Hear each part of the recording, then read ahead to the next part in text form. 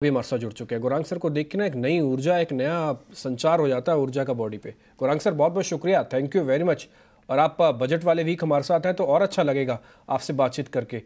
और मैं हमेशा से आपका सर प्रशंसक रहा हूँ सर। मेरे जब पूरे काले बाल थे ना तब से मैं आपको देख रहा हूँ, आज मेरे भी आधे सफ़ेद बाल हो चुके हैं। तो आप ये सोचिए कि मेरा कितना लंबा अनुभव है आपको सुनने का और आपको जानने का। मैक्रोटेक डेवलपर्स के भी नंबर्स आए हैं और टीम भी बता रही है कि नंबर्स काफ़ी अच्छे हैं। मेरे को उनका मार्जिन्स काफ़ी अच्छा लगा। एक बार अगर आप दिखा पाएँ तो मैक्रोटेक डेवलपर्स लोढ़ा के नंबर्स का मार्जिन आए हैं 22 से सीधा 30, प्रॉफिटेबिलिटी आई है 400 करोड़ से सीधा 500 करोड़, 24% बढ़ी है। गौरांग सर बहुत शुक्रिया, थैंक यू वेरी मच समय देने के लिए। सर ये जरा मैक्रोटेक डेवलपर्स या फिर लोढ़ा जैसे भी आप इसको समझें, इसके बारे में आपका टेक क्या है सर? नंबर्स हमको ठीक लग रहे हैं। बहुत बहुत धन्यवाद डिम्पी जी, आपका प्रशंसा की शब्दावली के शब्द इस्तेमाल करने के लिए। Thank you sir. जितने लंबे समय से आप हमारे प्रशंसक रहे हैं, हम भी आपके प्रशंसक रहे हैं। थैंक यू सर, तो बहुत बहुत शुक्रिया। और आज प्रातःकाल मनीष जी को देख करके सौभाग्य है हमारा, इनके गौरांग दर्शन। सर नमस्कार मेरी तरफ से आपको भी।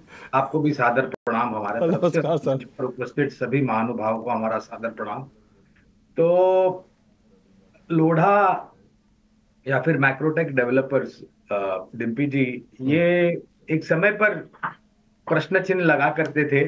जो प्रोजेक्ट्स में धीमी गति होती थी वगैरह वगैरह, वित्तीय परिस्थिति को लेकर के भी थोड़े बहुत प्रश्न चिन्ह थे। ये मैं सिर्फ कंपनी के ऊपर बात कर रहा हूँ, क्षेत्र के ऊपर बात कर रहा हूँ। लेने बेचने की खरीदारी की राय बाकी अन्य रियल एस्टेट कंपनियों में है, तो उस पर चर्चा मैं इसके बात करूंगा। तो बंबई शहर में एक बहुत बड़ी कमी जो है वो है जमीन को लेकर के। और बंबई शहर में ये भी वास्तविकता है डिम्पी जी कि 1930 1940 के पहले के जो मकान हैं उनकी जो परिस्थिति है वो बहुत खराब हो चुकी है, डायलापिडेटेड जिसे हम कहते हैं, यानी कि कमजोर। अब central Mumbai, western suburbs, central suburbs, harbour side पे जो पुरानी बिल्डिंग है, इमारतें हैं, उनको जमीन ध्वस्त करके रीडेवलपमेंट करने की बहुत बड़ी मुहिम पिछले कुछ सालों से चल रही है। इसके साथ साथ क्लस्टर रीडेवलपमेंट और जो पुरानी सोसाइटीज हुआ करती थी जहां पर 5 से लेकर के 6 से लेकर के 10 बिल्डिंगें हुआ करती थी, इमारतें, वो भी रीडेवलपमेंट के लिए जा रहे। तो यहाँ पर इसका बहुत बड़ा कामकाज हो रहा है। और मैं जहां पर रह रहा हूँ बंबई में, वहां पर लोढ़ा का तो मेरे ख्याल से एक बहुत बड़ा प्रोजेक्ट चल रहा है। और आने वाले समय में शक्य है कि और भी नए प्रोजेक्ट लॉन्च करेंगे। कहने का तात्पर्य यह कि पहले से परिस्थिति सुधरी है, लेकिन सीधी सीधी राय नहीं दूंगा क्योंकि कवरेज नहीं है। लेकिन रियल एस्टेट सेक्टर में जहां पर हमारी कवरेज है वो है Godrej properties, Prestige estates, DLF जैसी कंपनियां है, शोभा है, ओबराय रियल्टी जैसी कंपनियां, जहां पर हमारी पहले कवरेज, फिलहाल जो कवरेज है वो गोदरेज प्रॉपर्टीज, डीएलएफ, ये दो कंपनी पर फिलहाल हमारी कवरेज है। और खरीदारी की राय एक ही चीज है डिम्पी जी, रियल एस्टेट सेक्टर इतने बदलाव के बाद भी, अनुशासन के आने के बाद भी हाई बीटा यानी कि हाई रिस्क हाई रिटर्न, तो आपके पास जोखिम झेलने की क्षमता थोड़ी बहुत ऊपर की तरफ होनी चाहिए। लेकिन आप ये देखोगे इन दोनों में ऑलमोस्ट फ्लैट फ्लैट स्थिति है। ठीक है, तो ये एक पॉइंट टू बी नोटेड है, इसलिए नंबर्स को हम इन लाइन कर दिया। अदरवाइज नंबर अच्छे थे बट प्रॉब्लम हो गई थोड़ा इन लाइन है, तो चलेगा बट 27 से ज़्यादा नहीं होना चाहिए। आगे बढ़ें, एचडीएफसी को लेकर एक खबर आई हुई है कि एचडीएफसी बैंक पे एलआईसी अपना स्टेक 10% तक बढ़ा सकता है, ऐसा उसका अप्रूवल आया है। आप बहुत अच्छे से जानते हैं एचडीएफसी की वेटेज, और एचडीएफसी ने ही पूरा मामला बिगाड़ा है मार्केट का। मैं इस पे ना एक टेक गौरांग सर से ले लेता हूँ, उसका एक टेक्निकल टेक मितेश से भी लूँगा। मितेश से मेरे को सिर्फ ये चेक करवाना है कि एचडीएफसी का बेस बन गया, उनका सिस्टम और मेथड ये कहता है कि एचडीएफसी के अंदर धीरे धीरे हम आ जाएं। मितेश सर आप जब तक चेक करो, गौरांग सर से मैं एक टेक ले लेता हूँ। गौरांग सर, ये एचडीएफसी ने एक्चुअली थोड़ा सा मूड भी बिगाड़ा नंबर के बाद, लेकिन बैंक बड़ा है, सब जानते हैं इसकी सिनर्जी है और सब कुछ सर अपनी जगह, सब जगह ठीक है, और ये पोर्टफोलियो का शेयर है, ये बात भी ठीक है। सर ये एलआईसी वाली जो खबर आई है कि उनको बोला है कि आप 10% तक ले लो, इसका क्या मतलब है, क्या मायने है, और एचडीएफसी आप कैसे कैलकुलेट करते हो सर? तो पहले तो एक ब्लैंकेट डिस्क्लोजर दे देते हैं कि एक इतिहास रहा है हमारा जहां तक एचडीएफसी बैंक का सवाल है, खरीदारी का। और एक तिमाही के नतीजे अगर थोड़े बहुत मायूस आते हैं कुछ जगहों पर कुछ आंकड़ों को लेकर के, तो उसका ये मतलब नहीं होता है कि अब ये शेयर निवेश लायक नहीं रहा है लंबी अवधि के लिए, या फिर यहाँ से निकल जाना चाहिए। अगर आपकी छोटी मध्यम अवधि का निवेश है तो आप अपनी बुद्धिमत्ता का इस्तेमाल करके उसके हिसाब से आप कामकाज कर सकते हैं, लेकिन जहां तक लंबी अवधि का निवेश है, पहले तो बने रहे, ऊपरी स्तर पर खरीदा है, 1550 1600 के आसपास निवेश लायक पूंजी है। इस करेक्शन का लाभ उठा करके 1430 14 से 40 के आसपास, जहां पर पिछले हफ्ते गुरुवार को बंद दिया था, और जोड़े जो इंतजार कर रहे थे निवेश करने का वो शुरुआत करें। और मैं ये बिल्कुल मानता हूं कि लंबी अवधि में हमारा जो लक्ष्य है वो, और जो हमारा आकलन है नतीजों को लेकर के, वो हमें ये कहता है कि 2000 के लक्ष्य मेरे ख्याल से बहुत मुश्किल नहीं होंगे इस बैंक को पहुंचने के लिए, और शायद नतीजों में आने वाले तिमाहियों में आपको बेहतर के लिए सुधार होता हुआ दिखेगा। अब आता है सवाल खरीदारी का एलआईसी का।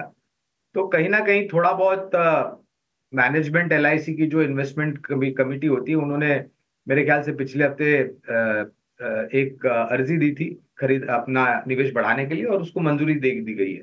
तो एक सपोर्ट मिल सकता है, यानी कि जो करेक्शन देखा है और इस खबर के बाद नीचे के तरफ के दायरे हमें काफी सीमित लगते हैं। तो फंडामेंटल नजरिया तो आपने समझ लिया। मितेश पंचाल समझते हैं कि क्या अब लगातार गिरावट के बाद सीधे तौर पे एचडीएफसी बैंक में बेस बन गया, यहाँ से खरीदारी करनी चाहिए?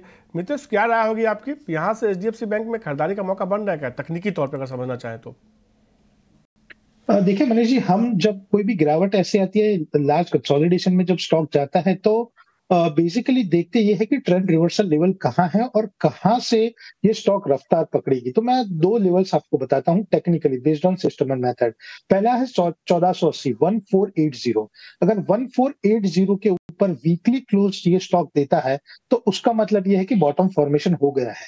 शायद ये हो सकता है कि 1435 जहां पे क्लोज है, यहां से करेक्शन भी आए या कंसोलिडेशन में भी जाए, और कितना समय जाए वो भी पता नहीं है। तो let us workout this way कि कौन सा लेवल है जहां से ट्रेंड रिवर्सल का कंफर्मेशन मिलेगा। तो वो लेवल है 1480 वीकली बेसिस के ऊपर। और दूसरा क्वेश्चन, कौन सा लेवल है जहां से ये कंफर्म हो जाएगा कि ये बेस पक्का हो गया है और यहां से रिस्क रिवॉर्ड रेशियो बहुत ही स्ट्रांग है और स्टॉक जो है वो एकदम स्ट्रांग रफ्तार पकड़ेगा। तो वो जो लेवल है वो है 1520। 1520 के ऊपर जब मंथली के ऊपर क्लोज आता है तो वो एक बहुत ही क्लियर कट इंडिकेशन है कि यहां से स्टॉक अभी वापस नहीं आएगा। और 1480 के ऊपर जब वीकली क्लोज देता है तो ये क्लियर कट है कि बेस फॉर्मेशन हो गया है और यहां से स्टॉक रफ्तार पकड़ेगा। तो 1480 के ऊपर we are of the view के 50% पोजीशन बनानी चाहिए, और बाकी की जो 50% है वो 1520 के ऊपर बनानी चाहिए। सर से भी मैं एक बजट वाली कॉल आपके दिलवा देता हूँ, क्योंकि हफ्ता बजट का ही है ना। गुरांग सर, एक ही शेयर चाहिए, ज़्यादा अभी तो पैसा भी नहीं है, क्योंकि पैसा थोड़ा मार्जिन को फिट करने में चला गया। एक शेयर आप मेरे को बता दो, आपकी कन्विक्शन लेवल पे हाई है, हम बजट से पहले बजट के बाद दोनों सिनेरियो में रखें। ऐसी परिस्थिति तो कभी मत जाइएगा जहां पर आपको मार्जिन को लेकर के दिक्कत आ जाए। अनुशासन रख के काम मार्जिन वाली दिक्कत नहीं बता रहा, मैं बताता हूँ, सुनो। देखो सर, मैं ना ब्रोकिंग हाउसेज में काम करके आया हूँ, तो मैं ना ब्रोकिंग हाउस में काम करके आया हूँ। वहां पे क्या होता है, इच्छा इतनी ज्यादा होती है ना कि ये भी खरीद लो, वो भी खरीद लो, ये भी कर लो। अब होता है क्या, बजट होता नहीं। अच्छा, फिर लिवरेज मिलनी शुरू होगी। अभी तो मैं तो शुक्र करूंगा एक्सचेंज के कि उन्होंने कैश पे लिवरेज बंद कर दी और डिलीवरी वाला कंसेप्ट लेके आया, शॉर्ट वॉट मत करवाओ आप, है ना। लेकिन होता है क्या ना सर, इच्छाओं को बताने के लिए ना आपको ज्यादा माल लेना पड़ जाता है कई बार अपनी फिट करने के लिए। ये इच्छा नहीं है, ये लालच है। हाँ, ये लालच है, सही कह रहे हो आप, ये लालच है। मैंने भी गलत वर्ड इस्तेमाल किया, लालच है ये। हाँ, तो लालच को परे रखिए ना आप। हटा दी सर, हटा दिया लालच। गया बजट को लेकर के, लालच बुरी बला है, हट गया सर। तो डिप्टी जी, पहले तो वो तो ऑन अकाउंट बजट होगा तो ज्यादा परिवर्तन माननीय वित्त मंत्री जी श्रीमती निर्मला सीतारामन जी करे, वो संभवतः मुझे कम लग रही। और हाँ, ये पहली बार नहीं है कि इलेक्शन के पहले, इसके पहले 2 बार ऑलरेडी ये इलेक्शन के पहले बजट दे चुके हैं। तो पहले तो हमारा जो अनुमान आकलन कहता है कि रोजगार खड़ा करने का सब लोगों के लिए एक बजट होगा, न तो किसी एक वर्ग के लिए होगा। खास करके कृषि क्षेत्र, रक्षा क्षेत्र, ऊर्जा उत्पादन, ऊर्जा वितरीकरण, ऊर्जा उपकरण और भारतीय रेल से जुड़ी हुई कंपनियां। तो ये एक समीकरण है हमारे हम मानते हैं कि जहाँ पर ज्यादा जोर दिया जाएगा। और इसी तर्क के आधार पर अगर एक या दो कंपनी मैं बताना चाहूँ रक्षा क्षेत्र से जुड़ी हुई, जहां पर इतनी गिरावट आने के बावजूद, यानी कि 22,200 से लेकर के 21,200-300 के आसपास जो हमने गिरावट देखी है, ये दो स्टॉक है सरकारी कंपनी रक्षा से जुड़ी हुई, जहां पर हमने सर्वोच्च स्तर के आसपास स्तर देखा है। नाम है BHEL और दूसरी है BEL। ये दोनों पे पर ही बुनियादी तर्क पे आधार पर खरीदारी गिरा है, और मेरे ख्याल से एक बजट प्ले भी आप इसे कह सकते हैं, लेकिन ये मैं छोटी मध्यम अवधि के लिए बात नहीं करता। यस सर, डन सर, बहुत शुक्रिया, थैंक यू वेरी मच अच्छे से गाइड करने के लिए। और मेरे को पता है BHEL आप उस समय से कह रहे हैं जिस समय BHEL के रेट डबल डिजिट में हुआ करते थे, आज हम ट्रिपल डिजिट में है, और अभी भी आप ये कह रहे हैं कि बेहतरीन शेयर है। और बड़े जरा स्पीड से कुछ एक और शेयर्स ले लेते हैं। गौरांग सर, एक चीज़ बताइए जरा सर, ये जी के अंदर कुछ करना चाहिए कि नहीं करना चाहिए? कई बार ऐसा लगता है कि वैल्यूएशन को क्यों हाथ से जाने दे, डील नहीं हो रही, कोई ना कोई तो आके करेगा ही ना। अगर प्रमोटर्स को चलाना होता तो 4% पे पहले चला लेते, फिर सोनी से बातचीत ही क्यों की उन्होंने? तो अगर सोनी से बातचीत टूट गया, कोई ना कोई और प्लेयर आ सकता है, मार्केट में ऐसी चर्चा चल रही है। फिर एक मन में ये बात आती है कि भाई क्यों ऐसे शेयर में जाएं जहां पे पता नहीं है लिटिगेशन है, क्या होगा क्या नहीं होगा, कल क्या निकल के आ जाए, इससे अच्छा दूसरे शेयर में चले जाएं। तो ये ना मन में द्वंद्व चल रहा है सर, क्या किया जाए? वैल्यूएशन को देखें या फिर इस लिटिगेशन, इस प्रॉब्लम्स को देखते हुए छोड़ दें? तो जी पर टिप्पणी करने से पहले डिम्पी जी, अगर आपकी अनुमति हो तो बाजार, ये जो लेवल की अभी आप बात कर रहे थे, उस पर टिप्पणी मैं कर दूं? बिल्कुल सर, आपकी बिल्कुल। अनुमति हो तो ये जो स्तर हम देख रहे हैं डिम्पी जी, 21,300 का जो हमने स्तर देखा, उसके नीचे हम गए, और अभी आप 21,500 की जो बात कर रहे थे। तो कभी कभी ना डिम्पी जी, बाजार को समझने के लिए ना अंतरिक्ष वाहन विज्ञान जो होता है ना, उसकी जरूरत नहीं होती।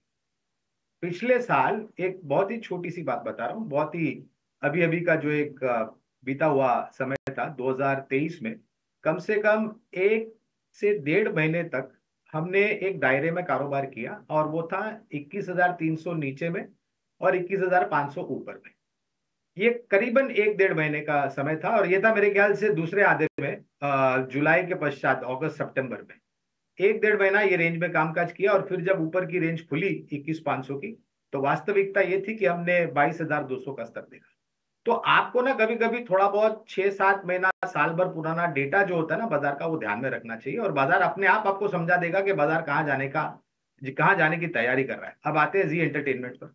तो डिस्क्लोजर अगेन, खरीदारी की राय है, लेकिन ये जो हमारी खरीदारी का राय है, इस पर हम थोड़ा बहुत आत्मचिंतन कर रहे हैं, क्योंकि जिस तरीके से परिस्थिति उभर रही है और जो खबरें आ रही हैं जी एंटरटेनमेंट और सोनी को लेकर के, और दिक्कत ये है डिम्पी जी कि अब ये शेयर केवल मात्र खबरों के आधार पर चलता है, नतीजों के आधार पर ये नहीं चलेगा। और जैसे जैसे खबरें सकारात्मक आएगी, ये आपको 5-10% ऊपर जाता हुआ दिखाई देगा, और अगर नकारात्मक परिस्थिति आती है तो आपने अपने सामने है 165 का स्तर। तो मेरे ख्याल से अगर आपका पुराना निवेश है तो आप बने रहे, और जब मैटर कोर्ट कचहरी में जाके अटकता है ना, तब कोई भी उतावलापन नहीं करना चाहिए। भी आज केवल देखिए ना, न केवल IRB, बाकी इंफ्रा स्टॉक्स भी देखिए। NBCC देखिए करीब 7.5% की मजबूती, NCC देखिए वहाँ अच्छी मजबूती, SCC देखिए वहाँ अच्छी मजबूती देखने को मिली। ये मजबूती क्यों है? कुछ एक्सक्लूसिव खबर है स्वदेश के पास, तो फिर बताइए, फिर बजट से जुड़ी हुई नेकी और पूछ प्रकाश से समझते हैं क्या एक्सक्लूसिव खबर है। उसके बाद गौरांग सर से बात करेंगे कि इंफ्रा स्टॉक्स में क्या करना चाहिए बजट से पहले। देखिए, सूत्रों के हवाले से जो जानकारी हमें मिल रही है, उसके हिसाब से अंतरिम बजट में सरकार जो कैपिटल एक्सपेंडिचर टारगेट है, उसमें करीब 15% तक की बढ़ोतरी कर सकती है। हालांकि ये अंतरिम बजट है, लेकिन उसी प्रोपोर्शन में अप्रैल से जून महीने के बीच जो कैपिटल एक्सपेंडिचर की ज़रूरतें होगी, या जो टारगेट है, उसमें बढ़ोतरी की जा सकती है। और सूत्र हमें बता रहे हैं कि इसमें करीब 15% तक की बढ़ोतरी की जा सकती है। इसके अलावा सरकार जो है फिस्कल प्रूडेंस और कैपिटल एक्सपेंडिचर के बीच में एक सामंजस्य बिठाने की कोशिश करेगी, और उसी के हिसाब से ये ऐलान किए जाएंगे। अगर आप इम्पॉर्टेंट सेक्टर्स देखें जिनके लिए सबसे ज़्यादा कैपिटल एक्सपेंडिचर जिसमें सबसे ज़्यादा कैपिटल एक्सपेंडिचर की बढ़ोतरी की जा सकती है, वो है NHAI, रेलवेज़, हाउसिंग। इन सेक्टर्स के लिए कैपिटल एक्सपेंडिचर में करीब 20% तक की बढ़ोतरी की जा सकती है। हालांकि सरकार कैपिटल एक्सपेंडिचर में बढ़ोतरी करने के बावजूद भी जो फिस्कल प्रूडेंस है उसको मेंटेन रखेगी। जो जो रोड मैप तैयार किए गए हैं उसका पालन करेगी और उसके हिसाब से जो टारगेट रखा गया है, अगर आप फिस्कल डेफिसिट के टारगेट की बात करें तो चालू वित्त वर्ष के लिए 5.9% है। इसको अचीव करने को लेकर सरकार कॉन्फिडेंट है। इसके अलावा 2026 तक का जो टारगेट रखा गया है वो है 4.5%। लिहाजा सरकार इसी टारगेट के हिसाब से आगे बढ़ रही है। तो लगातार ईटी और स्वदेश पर एक से बढ़कर एक एक्सक्लूसिव खबरें देख रहे हैं जिसका बजट में ऐलान हो सकता है। गौरांग सर, जिस तरीके से ये माना जा रहा है कि सरकार ठीक है, इंटरिम बजट है और फिर सरकार चुनाव में जाएगी, सरकार का एजेंडा सीधे तौर पे कि इस दौरान जो है ना इंफ्रा, रोड कंस्ट्रक्शन, इस पर जो है काम का जो चल रहा है उसमें कोई धीमापन ना हो, और इसलिए माना जा रहा है कि खर्च बढ़ा सकती है, ऐलान कर सकती है इस बजट में कैपिटल एक्सपेंडिचर का खर्च बढ़ा सकते हैं। 10 से लेकर 15% बढ़ाने की बातें चल रही हैं।